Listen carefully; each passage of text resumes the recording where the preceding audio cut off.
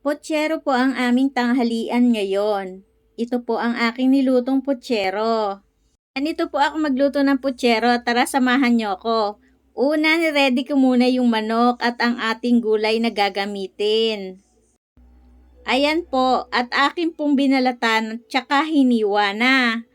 Tapos sa isang kawali, iprito muna natin yung saging, patatas at carrots.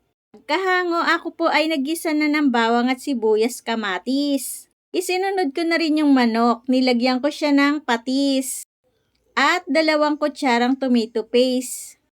Nilagyan ko rin siya ng 2 basong tubig at atin tinakpan yan ng kalahating oras sa mahinang apoy lang para lumambot yung ating manok.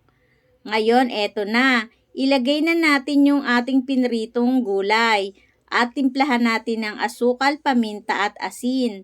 Ngayon, ilagay na natin yung mga dahon nating gulay kasi madali lang maluto yan, kaya sa huli lang siya talaga ilalagay.